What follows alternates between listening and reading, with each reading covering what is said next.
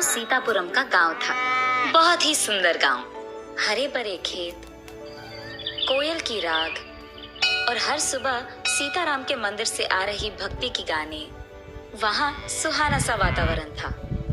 उसी गांव के रंगैया और लक्ष्मी का इकलौता बेटा राम। राम बहुत अच्छा बच्चा था। वो बड़ों का बहुत गौरव करता था। राम हर रोज सुबह जल्दी उठकर उसके पिता के साथ जंगल जाकर लकड़ियां लेके आता था। बेटा राम, चले? जी पापा। जंगल से लौटने के बाद राम नहाकर पाठशाला के लिए तैयार होता था। राम उसके पाठशाला जाता था और उसके माँ बाप उसी समय काम पे निकल जाते थे। राम उसके गांव में मौजूद सरकारी पाठशाला में 5वीं कक्षा पढ़ रहा था। वो हर रोज पाठशाला जाने से पहले उसी गांव में मौजूद सीताराम मंदिर में भगवान की दर्शन करके जाता था। इतना ही नहीं, वो उसके कक्षा में भी सबसे तेज था। सारे अध्यापकों को भी राम बहुत पसंद। वो हर रोज पाठशाला से घर पहुंचकर उसका होमवर्क करके खेलने उसके दोस्तों के साथ बाहर जाता था और रोज रात को उसके परिवार वाले सारे बैठकर टीवी एक साथ देखते हुए खाना खा लेते थे। सोने से पहले हर रोज राम की माँ उसे एक नैतिक कहानी सुनाती थी। उसके बाद सभी सो जाते थे। राम के घर के सामने एक दिन किराए पे रहीम और उसकी माँ रेशमा आते हैं। रहीम के पिता का उसके बचपन में ही देहांत हो गया था और रहीम को उसकी माँ ने लाडों से पाला था। रहीम बहुत होशियार था और उसको अपनी माँ से बहुत प्यार था। वो बचपन से ही अपनी माँ की हर बात सुनता था। माँ को वो बहुत अच्छी तरह समझता था। राम की माँ एक दिन रहीम की माँ के पास जाकर उनसे बात करने लगती है। ऐसे मेरा बेटा भी इसी गांव के सरकारी पाठशाला में 5वीं कक्षा पढ़ रहा है भाभी। अरे वाह भाभी, मेरा भी बेटा राम उसी पाठशाला की उसी कक्षा में पढ़ रहा है। इतने में रहीम उसके घर पहुंचता है। लक्ष्मी भाभी, अरे भाभी सुनिए, यही मेरा बेटा रहीम है। उसी समय राम भी उसके दोस्तों के साथ घर आते रहता है। राम अपनी माँ को देखते ही उनके पास चले जाता है।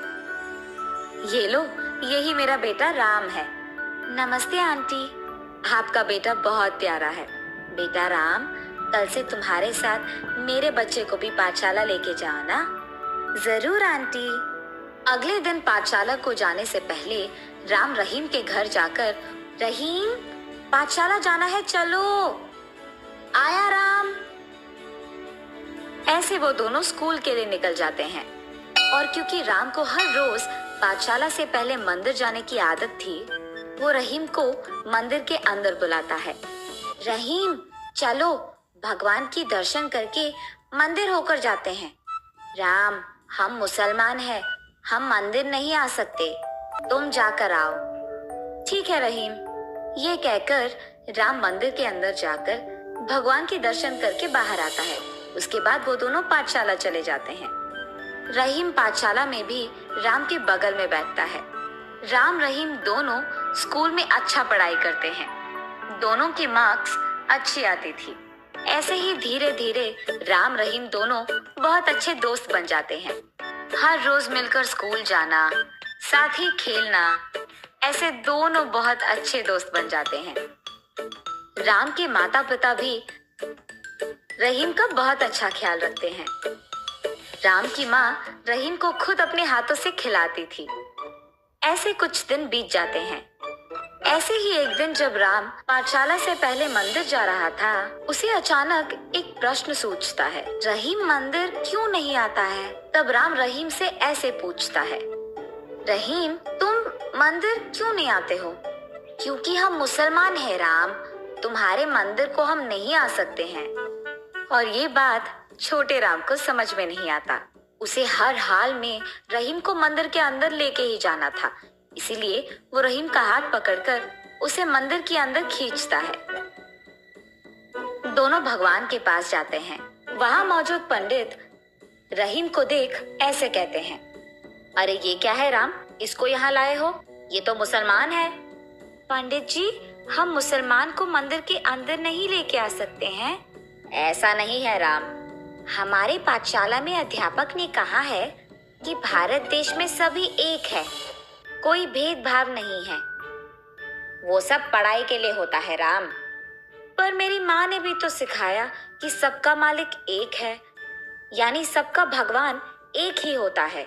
वहीं मौजूद राम के अध्यापक ये सुनकर उसके पास जाता है। बहुत अच्छा बोला राम तुमने। पंडित जी, ये सब तो हमें बच्चों को सिखाना है। बच्चे तो भगवान का रूप होते हैं, उनको भला अलग से कैसे देखें? कुछ देर सोचने समझने के बाद पंडित जी राम से ये कहते हैं, तुम्हारे माता पिता ने तुम्हें बहुत अच्छा सिखाया राम। इतने छोटे उम्र में बड़ी सोच है तुम्हारी। चलो जाओ राम, अपने दोस्त को लेकर भगवान के दर्शन करो। और बस राम रहीम दोनों भगवान के दर्शन करके खुशी खुशी अपने पाठशाला चले जाते हैं। देखिए, हर रोज नैतिक कहानी सुनाने के कारण राम के कितने अच्छे विचार हैं।